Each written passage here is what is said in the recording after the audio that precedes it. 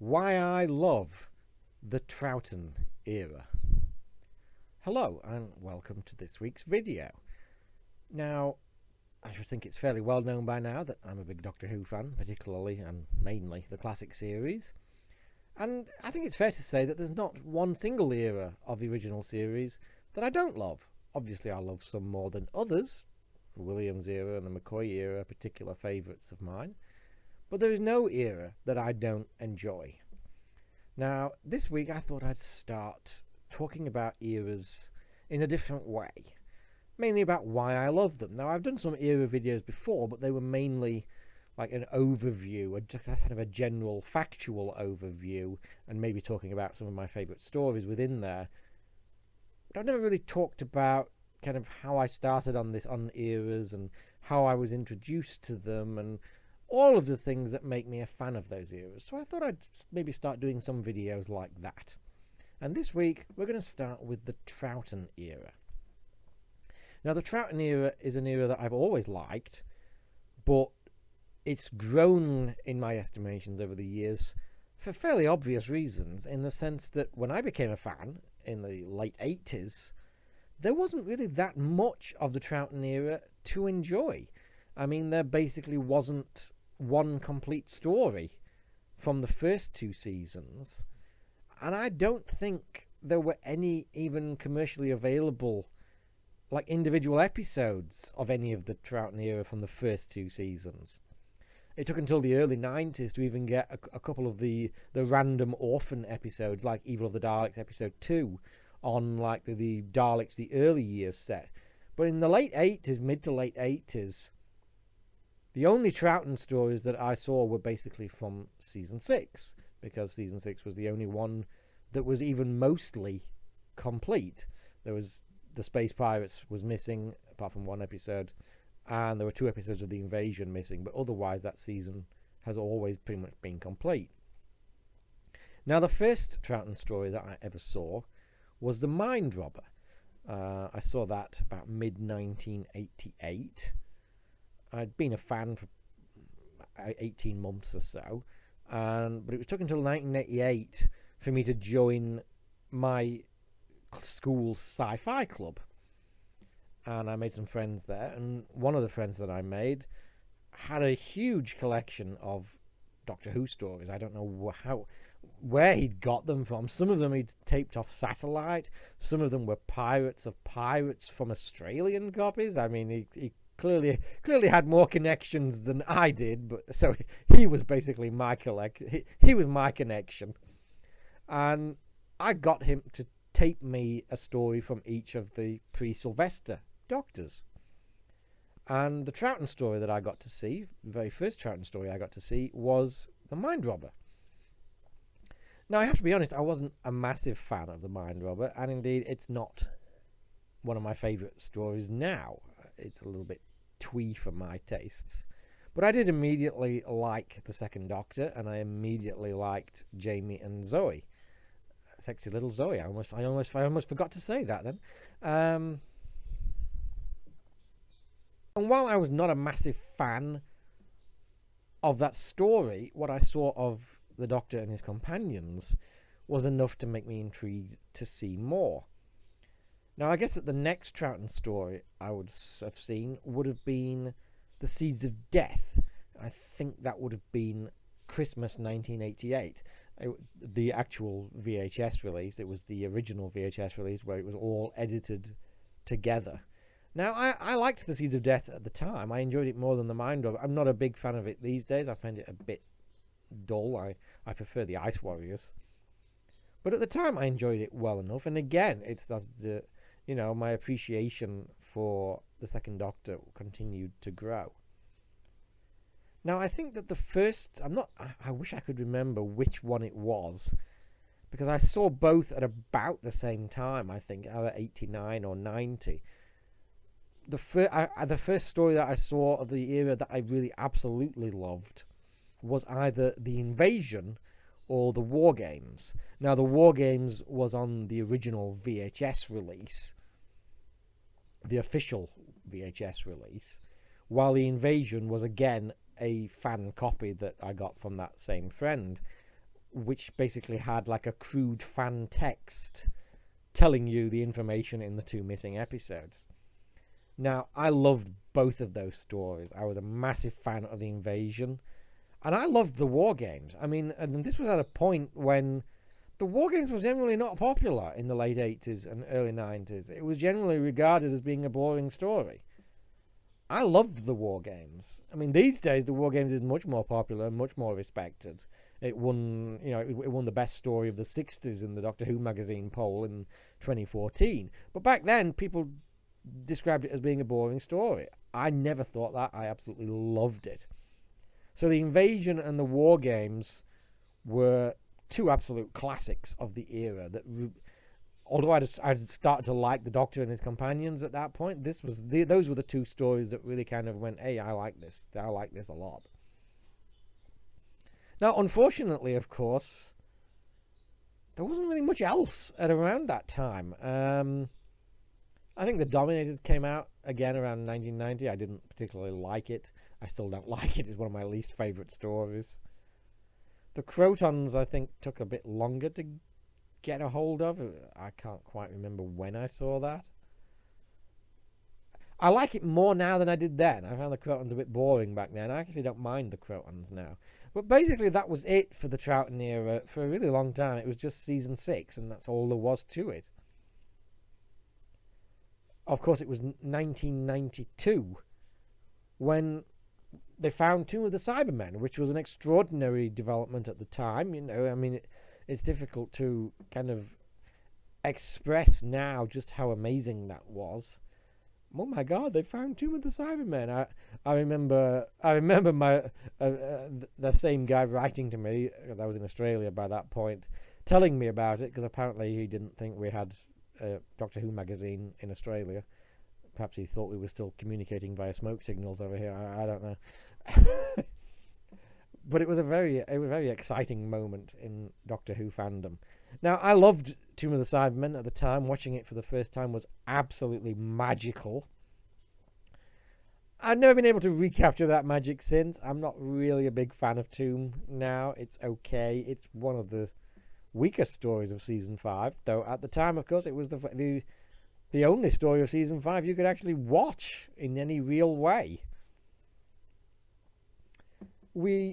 The early 90s, we did start to see some VHS releases of kind of independent episodes with the Troughton years and Daleks, the early years and stuff like that. So I got to see some random episodes such as Evil of the Daleks and Faceless Ones, a couple of those existing episodes from the Faceless Ones, and the Moon Base. Oh, Cybermen, the early years, was another one. I loved the Moon Base. Even though it was only 50% of the story, I absolutely loved that story. I really wanted them to find it, the rest of it, but of course they never did. But even just from those 2 episodes, it was one of my absolute favourites. But unfortunately, that was basically it. I mean, after they'd released the extant episodes in the early 90s, I actually won the Cybermen and the Daleks early years tapes, which was quite exciting. I won them from Doctor Who magazine, which was pretty awesome. I think that was the last time I ever actually won anything. About 30 years ago. I won the Mind Rubber, by the way, as well, before that. Even though the Mind Rubber I saw originally by that friend, I actually won the VHS of that from the Mind Rubber. Those were the only things I've ever won. I won the Mind Rubber VHS from TV Zone, and I won the Daleks and Cybermen early years tapes a couple of years later from Doctor Who magazine. That's the last time I've ever won anything. But after that, after those releases in the early 90s, that was basically it for the Troughton era for a really long time. So, I mean, I liked the era, I liked the Doctor, and I liked the companions. And I loved the Invasion, I loved the War Games, and I loved what we had of Moonbase. But it was an era that was difficult to kind of put in your top 3 or even your top 4, because there was still so little of it available to actually watch. Now, fortunately, the last 10-15 years, of course, that has changed considerably. the Troughton Era became the beneficiary of the very first animation that we ever got, which was, of course, The Invasion in 2006, where we had the missing episodes 1 and 4 animated, and superbly so. That was tremendously exciting to be able to see that. I still love that animation, and I still love The Invasion. Of course, it was a bit of a false dawn because, everybody was going, oh my God, animated Doctor Who, what are we going to get next? And we didn't get anything next for about 4 or 5 years, which was disappointing. Then we started to get a few animations of incomplete stories, not complete ones, but ones that just needed 1 or 2 episodes animating. One of the last ones that we got, of course, was the Moonbase. Oh, I'm getting ahead of myself, aren't I? We did get the Ice Warriors on VHS in the late 90s, which I liked. And I actually like the Ice Warriors even more now than I did then. I think that's a really atmospheric story. But yeah, the animation of the Moonbase is one of my favourites. I wasn't really keen on the animation on the Ice Warriors. It's a bit flat. It doesn't really have the same atmosphere as the rest of the story, which is a shame. But the animation on the Moonbase is great, and it was fantastic to see that story basically in full. Because, I love the Moonbase. I love the extant episodes, and I always wanted to see the whole thing. And it doesn't seem to be very likely we're ever going to get to see the originals, but the animation is one of the best, and it's one of my favourite Troughton stories and one of my favourite Cybermen stories. I love the Moonbase. I rank it considerably higher than the Tomb of the Cybermen. Sadly, we kind of got screwed out of the Underwater Menace animation, which we were supposedly getting, and then the company went bust, and all the animations stopped. Basically, the DVD line basically came to an end about 2013, and the proposed animation for Underwater Menace didn't happen. And instead, a few years later, we got that awful release with those crappy recons that were just completely unwatchable. I'm really hoping we're going to get an animation of Underwater Menace. Now, of course, that changed. We got big things in 2013, of course. Not just the animation of the Moonbase. We got the Web of Fear and Enemy of the World back, and that was pretty astounding. That was a pretty astounding moment. Especially Web of Fear. I'm not massively keen on Enemy of the World. I don't hate it, but I think it's overrated. It's not as good as some people make it out to be. But I loved Web of Fear. That's another absolute Troughton classic. I'm really looking forward to getting the special edition. I know the animation's coming for a bit of a stick based on what we've seen, but I'm still looking forward to getting it and watching it again. Unfortunately, again, we didn't get anything else. But from 2016, we got the animation started up again, beginning with Power of the Daleks. Now, I'm still not a big fan of Power of the Daleks. I don't know whether it's the story or just the animation. It doesn't entirely work for me. But the fact that it kick-started what is the current modern animation range is something to absolutely treasure. And the Troughton Era has benefited so much from it. Granted, it's basically the only thing we've had apart from the Shardar being completed by it. Otherwise, it's basically been all Troughton. We're supposedly getting a Hartnell next year, supposedly Galaxy 4, hopefully. But basically, the Troughton Era has been massively helped by the animations. While I may not have been overly keen on the Faceless ones, again, it was okay. I loved the Macra Terror animation, and although I know it's coming for a lot of stick from some fans, I loved Fury from the Deep. I thought the animation was perfectly fine. It didn't bother me. It took maybe the first episode to kind of get used to it, but then I did get used to it. And the story is absolutely fantastic. Both Macra Terror and Fury are among my favourite stories now. I absolutely adore them. And it's inconceivable as somebody who became a fan in like the mid to late 80s. It is inconceivable to me that in a few months I'm actually going to be able to sit down and watch a full-colour widescreen animation of Evil of the Daleks. That's nothing short of astonishing. And hopefully, of course, the stories about Abominable Snowmen are true as well, and we'll get that probably next year. It's amazing to think, coming from a place where that we had season 6, not all of it, and not much else, that we've now just basically got like 5 stories left to animate to basically have a complete run of the Second Doctor era. We've got Highlanders, we've got Underwater Menace, which I'm really hoping they're doing. We are getting Evil of the Daleks in a few months. Abominable Snowmen, hopefully that's true.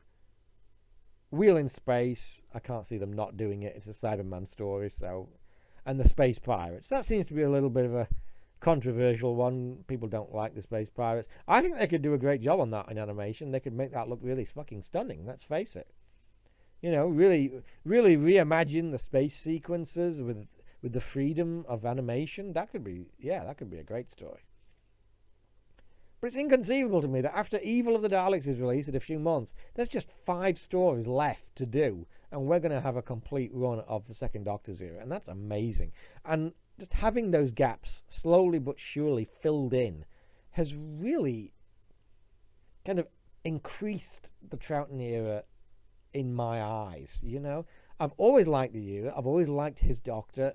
I've always liked Jamie. I've always loved Sexy Little Zoe, of course. And I just think it's a really great atmosphere, the Troughton era. Yeah, I love just the kind of the spooky nature of it. It's got a more kind of... They're more going for the horror than was the case with the Hartnell era. And it's somewhat pacier as well. The pace of the Troughton era stories is a bit more closer to the rest of classic Who than is sometimes the case with the Hartnells too. And just based on, you know, the animations and the Web of Fear and getting all these gaps filled in, I've really fallen in love with the Troughton era more than ever. I can't wait to see Evil of the Daleks. I can't wait to see the Abominable Snowmen. And I'm really hoping that within another 2, maybe 3 years, we will have a complete run of this era. I love the Troughton era, and I can't wait to see the rest of it.